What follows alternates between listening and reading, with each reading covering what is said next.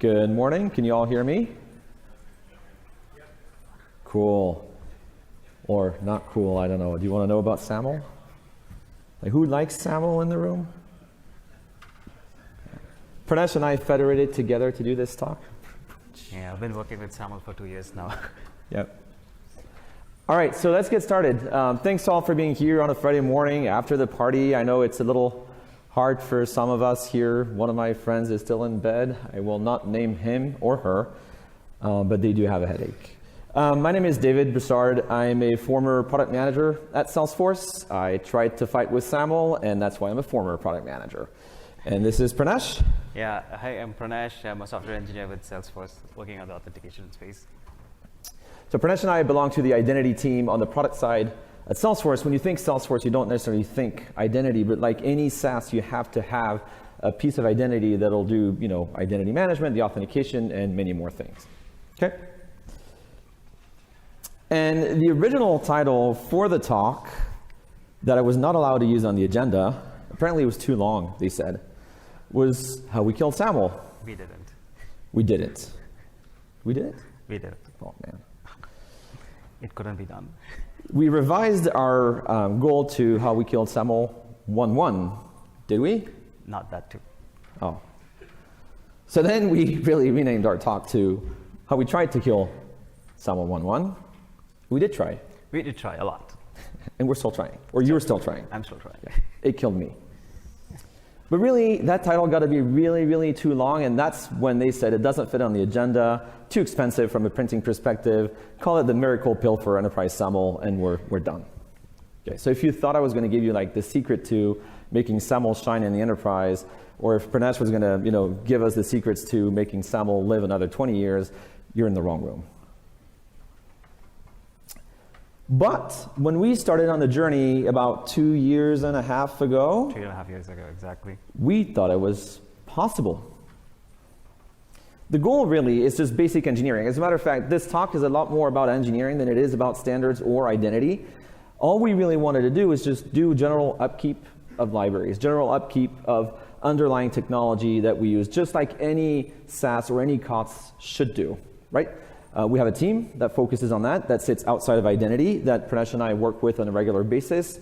They knock on our door anytime they find a library that is outdated or a library that might have CVEs or that whole sort of thing. So we have a huge, let's call them the sanity team, that is responsible for making sure that libraries are just up to spiff. The other thing, though, that we do focus on, Pranesh and I, is, was there anything new in SAML? No laughs. Is there anything new in SAML that maybe we could benefit from if we grabbed a new library and then used that for our customers? We know the answer to that, but anyway. So first of all, Salesforce, everyone knows Salesforce. Salesforce is a CRM and many other things, but what Salesforce typically is not is an identity company. So where do we even use SAML, Pranesh? So SAML is used in Salesforce to act as a service provider and an identity provider. As a service provider, there's a timeline here. And prior to 2013, as a service provider, we could connect to only one identity provider. And we allowed both the protocols of 1.1 and 2.0. But after 2013, we moved and updated the feature to allow them to connect to multiple identity providers. And we restricted the protocols to just 2.0. Additional to that, as a service provider, you can customize your code, and on the identity provider side, you have to configure it as a connected app, and additional to that, you can modify your code to update your response when you send it out to the service provider. And we also do SAML assertion bearer flow, where the client requests for access token by sending us SAML assertion. Because the one thing you might not know is that before being a CRM, Salesforce is a platform. So you can do a whole lot of things, which is why we're an IDP, which is why we can actually act as an identity provider, and you can build, as if you didn't know what IDP stood for, you can build applications that will go against Salesforce for authentication purposes. So now, we thought we were dealing with a relatively small pie that the both of us could eat, just SP stuff, and then someone said, well, hang on a minute, Pranesh and David, you also have to deal with the IDP side of things. So the problem was twice as big suddenly. But still, I mean, it's just upgrading a library, Pranesh. It's pretty easy, right? Not exactly. You know, when the library authors are updating their own libraries, they could be changing many things. They could be updating their packaging structures. They could be changing their naming conventions. They could be changing their API contracts. They could be even changing what the functions are returning. And the other part is like they could be updating their own dependencies. You have to like factor in all of those things. Really? It's not that easy. We Come have to on. tread safely, David. You have to trust me on this. I don't believe it. So then, when we wrote the slides, originally we had a different theme going. When we wrote the slides at some point, Pranesh pointed out that this became Mission Impossible, and then jokingly said it's Mission I Am Possible. And then we went on a whole riff about Tom Cruise, and we pretended to be Tom Cruise because, you know, he's so cool. We do look alike, right? Yeah, we didn't bring the glasses. We didn't bring the glasses, that's true. And so the challenge, like Pranesh said, is that a lot of things have changed in the libraries. Potentially some of the features have gone and been added. And you know, we as PMs, we typically underestimate the amount of work that is needed by the engineers to actually fix something. And when Heather was presenting her talk before us and Justin before Heather, I realized that it's not just in standards-related stuff. It's also when you want to build a new feature. Say you wanted to build a feature to send automatic emails at random, right? So I'm thinking in my mind, well, you just gotta, you know, schedule an email, you send it off. Pretty straightforward. It's going to take 5 points. And then, thankfully, the engineers will come to us and say, well, hang on a minute, you forgot the UI, you forgot this, you forget that. So it's actually way more than just 5 points. So, like, same story here for SAML, right? It was a whole lot more work than just swapping in, swapping out. Oh, yes. The challenge here that we had was like the way that they had implemented SAML 1.1 had completely changed. And then the library contents had changed. They had broken the library structure that they could develop a better framework. And then the functional changes that had happened. Can you move on to the next slide? I think? Yep. Well, before that. Before that. Oh, okay. So when Pranesh told me the bad news, this is how I felt. Yeah, I was really like, yeah, it's, you know. Something like that. If you've been to Luxor, they have all those Egyptian things. But so it was a really, really painful conversation because also as a PM, you actually want to get new features into the product. You don't really want to do what we call trust work because it's not interesting for customers necessarily. It's not interesting for you. You're not getting any new things out of it. So that was a bit painful. But as a sneaky PM, I was like, well, Pranesh, if you're going to do all this SAML work, let's make it fun. And let's go to Identiverse too. So we realized that we could do cleanup. Get rid of SAML 1.1. Remember the title? We want to kill SAML 1.1. So clean up the mess and tell customers, hey, SAML 1.1 is, wow, I think 12 years old. How about you move on to SAML 2.0? Not even OAuth, just move on to SAML 2.0. Also, you touched a little bit on it earlier. There's this notion of single config SAML and multi-config SAML, and we'll talk about it a little bit more. That's legacy of how we used to work. Let's move away from that and streamline how customers do SAML. And then, the last point here, we'll touch on it later again, we've had requests for new features on SAML. I kid you not. There's actually people out there in the world building on top of SAML that want us to do more stuff. So as a PM, I'm like, okay, Pranesh, you want to clean the mess up? I totally get it, but let's build new features at the same time. So that's the opportunity that I saw so that it was not just trust work, not just cleanup work. So is that a problem? Like, is anyone even using SAML 1.1? There's a lot of people who is using SAML 1.1. We have to figure them out. Really? Yeah, I still think so. That's really bad. But it's okay because, you know, SAML 1.1, SAML 2.0 can't be that different. It is actually. So SAML 1.1 back in the day was only IDP in it. I did not know that when we started the journey. Had I known that, maybe I wouldn't have started the journey. So now we actually have to go figure out who uses SAML and teach them how to move from SAML 1.1 to SAML 2.0. And that brings us to the notion of single config SAML and multi-config SAML, and that's specific to Salesforce. So tell us a bit more about that. Right. Like I priorly mentioned, like single config, you can connect to only one identity provider, and then multi-config, we provide them the ability to connect to multiple identity providers. And with this feature, like on SP side, like on the single config, you can do only IDP initiator logins. As you know, when you do 2.0, you could also initiate from the service provider side. So these to just uplift the customers to have a better feature set. That's what we wanted to do, along with killing SAML 1.1 for them. Let's kill. And how we allow them to do that is the administration could go to this setup page, and then they could click this button, enable multi-config, and this would list out all the changes that they have to do, or what changes they have to do on the SP side, what changes they have to do on the IDP side, and what they need to test. So this is really where we get into the interoperability piece that Justin, for those of you who saw the talks 2 talks ago, was talking about. Interoperability matters a lot, because if you make changes on the one side, you want to make sure that the other side can work, right? But sometimes it's not that easy, even when you use standards. So let's get started. Yes. Side note, at Salesforce, we have a 3-release cycle a year. So spring, summer, winter.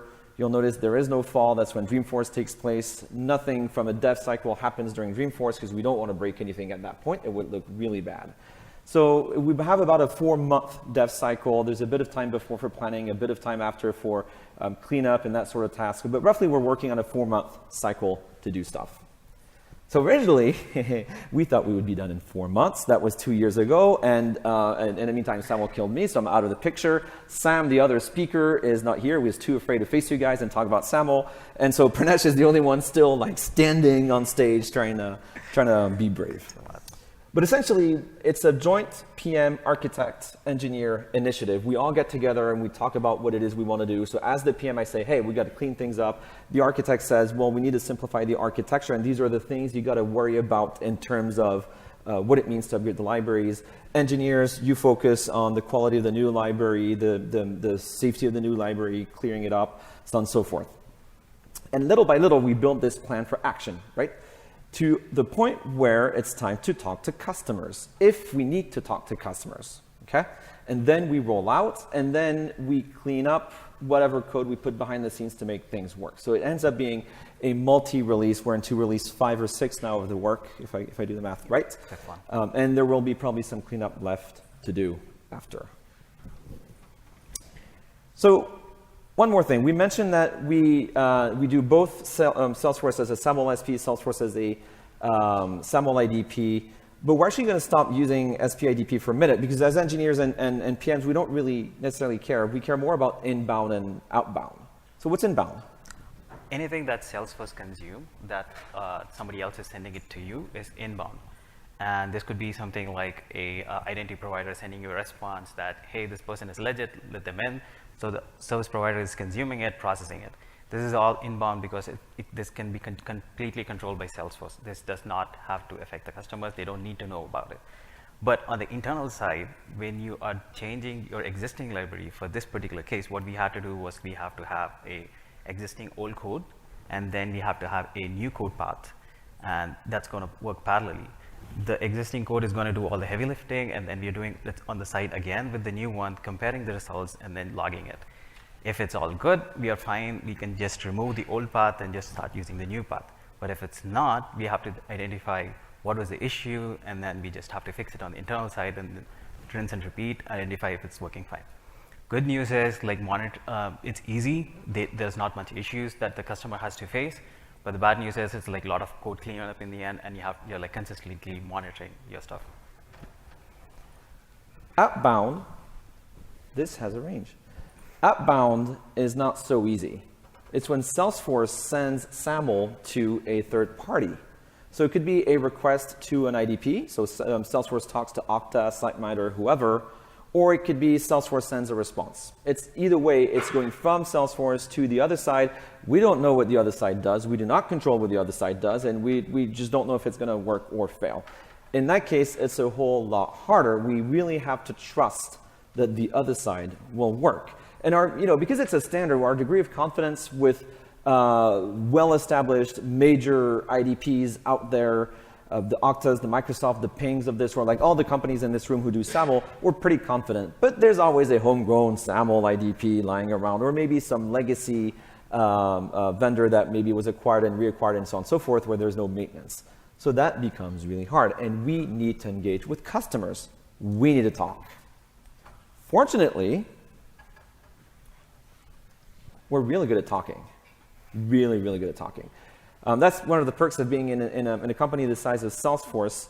They have a huge communications team, multi-layered communications team, depending on how many customers we need to reach out to. So if you want to reach out to 1 or 2 customers, as a PM, you can do that. You have the freedom to talk to the customer directly. If it's like 10, 15, 20, you have a small comms team that will help you craft the message, make sure you don't say anything dumb, not that we would ever, right? If you're going to talk to 100 plus customers, it's a big deal. You go through I was going to say a proper team. The other teams are proper too, but a much bigger comms team that will make sure that you have everything into place. But it actually goes beyond just sending emails and putting out release information. We actually have some pretty cool tooling in place, or I should say they. Samuel killed me. This is the ghost of me. But we have a really cool set of tools, right, Pranesh, inside of Salesforce to actually help the customers without the customer necessarily reading documentation, because who reads documentation? Right. So this what you see like here is like a release updates framework that we use. This is to allow, this is to inform the customers what's changing. This not only allows them to understand what's changing, but also gives them a way of testing the changes out. So as you can see, it says like, for example, in this, like when you're going to upgrade, the ACS URL is going to be encoded. And the next slide, you can see that we are going to show them what kind of impact it can have, where it's going to get impacted, what are the places that they have to test. And there is a button here you can see that they can click, enable test run. This is where all the magic happens. So we asked them to test this out at like peak hours when all the customers are like logging in. Just kidding. We have success. That's the best time to test. Yeah, success engineers probably use like off-peak hours, and then mostly some organization also use like sandbox orgs. So they click this, and then they see like they test the integrations, and then they see if everything is okay, they proceed. But if they are having issues, they can click the button again to go back to their old code path, and they log their issues and send it back to us saying that, hey, we are seeing these issues. Can you please help us fix this? So there's a really, really good way to test without breaking things. And then we have to deal with the SAML 1.1 folks, because there's no amount of testing for them. We have to talk to them. So fortunately, we can look at customer data. Again, engineering helps us do that. We look at actual production log data, who's logging in with SAML 1.1, who's got SAML 1.1 configured, because the absence of logs does not mean they're not using it. It might still be configured in the system. And more importantly, we did notice that some customers logged in like once in every 6 months. And if the log window we have in engineering at Salesforce is only 15 days, well, you're not looking at a complete picture. So these are things that we have to take into account. Lessons learned. If you didn't get, by the way, the titles, these are all references to Tom Cruise. We're huge Tom Cruise fans, total Tom Cruise fans. I had to watch all the movies because of you. Well, great thing. So some of the technical hurdles we hit, Pranesh, right? Library packaging and dependencies, you touched on that a little bit. Right. Library cohabitation, that's kind of like a Java nightmare for anyone who's done Java in the past. You know how if you take, say, a SAML set of libraries, they might actually include XML libraries, because SAML is XML. They might include XML signing libraries that come from elsewhere. And of course, we're just the identity team, but there's also other parts of Salesforce that might be using XML, so you have to deal with these sorts of conflicts. And then there's also basic stupid mistakes that no one should ever make. Like, XML is XML. It's not string. Please use it as XML. Prefixes have no meaning whatsoever, so don't look for the word SAMLP, for instance. Just look for the whatever the actual namespace name is, right? So that's a bit of an issue. There is this word, canonicalization, that I had to learn many years ago when dealing with XML. And then for this presentation, I looked it up in the Merriam-Webster, and it actually does not exist. So I was a little disappointed. But there's more specific things, right, Pranesh, around SAML features that did change that you mentioned in the new sets of libraries are not done in the same way. Things around encoding, relay state. Right, they were fixing their own issues. They were like fixing their own bugs, which we had accounted by like doing customization on our side. Like we had to go back and adopt. And then they started like standards is like all the URLs are now encoded. Those kind of changes they had fixed. And when they fix that, we end up with double encoding on our end, because we were encoding it when they were not encoding it. But now that they encode it, we double encode it, which is, gets customers confused. But by far, maybe the biggest hurdles were actually human hurdles. When we went out and talked to customers, on the outbound side of things, and on the SAML side of things, some folks said, "What is SAML? What's single sign-on? Like, am I even using this thing?" So then we have to teach them, because remember, when Pranesh talked about single config versus multi-config in Salesforce, the switch happened in 2013. So whoever was using single config SAML 1.1 or SAML 2.0 was pre-2013. How many people stay in a job for more than 10 years? Very few people, right? Or at least in the younger generations. Don't quote me on that. So some lessons learned. We didn't really dive too much into this piece for this presentation, although it's super fascinating.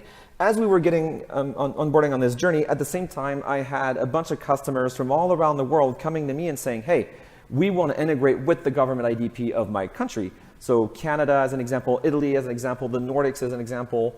I know it's not a country. France, so on and so forth. And they were all, we need to be able to control the SAML request that we send to the IDP. You, Salesforce, don't let us control the SAML request. So suddenly we actually had opportunities to make that more flexible. That's still actually future work, but it's something that is really, really interesting. There's initiatives that build on top of SAML in terms of defining levels of assurance, again, for government IDPs mainly, but really cool stuff. So SAML is maybe mature from a standards perspective. It's not going to evolve. If as a company you have an opportunity to move to OAuth OpenID Connect, great. But actually, it's still working well for a lot of, let's call them public IDPs. And then the second part, the actual technical lessons learned, even though SAML is a standard, even though a standard is a standard, and I think, Heather, you touched on that in your talk and as well, and Justin as well. There's always room for interpretation, and people will go into those that space, into the train tunnel that Justin had. So it can actually break things. We also have custom code. Oh yeah, obviously customers probably hiring some third-party organizations to do their customizations, and they don't really know even they have custom code in there.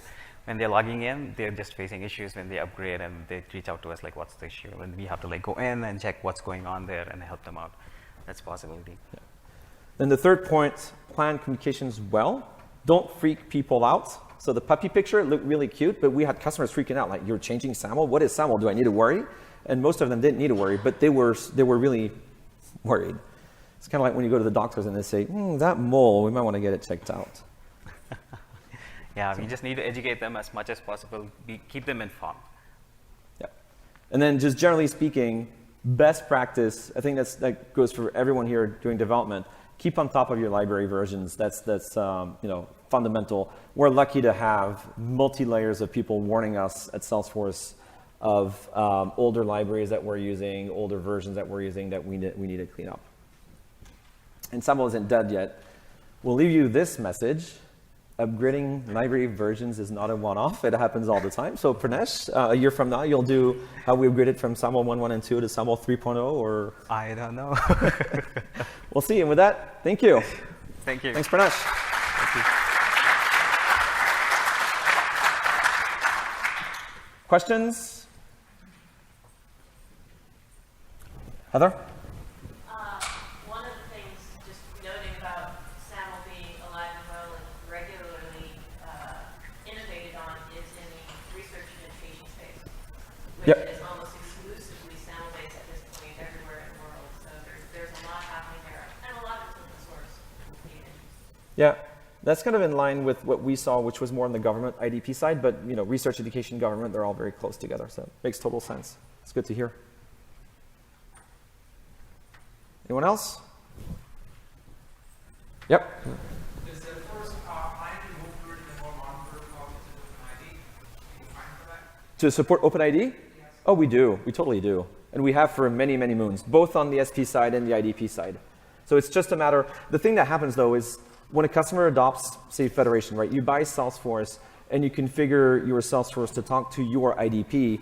Salesforce is not the limiting factor, or Salesforce is not the one dictating one standard over the other. It's more the fact that you have your Okta, and maybe you configured Okta for employees only in SAML. Maybe, I don't know, it depends on your Okta ops team. Or maybe you configured both SAML and OpenID, and then you can use both. It really doesn't matter, and so you can choose what you want to choose. Oftentimes, these things, when they're set, people don't touch them because they work just fine. So that's another thing. Another question in the back? Yeah, so you mentioned that there are multiple governments that have approached you guys about integrating their IDPs, their government level IDPs. So is that government so if I was to use kind of a US-based example,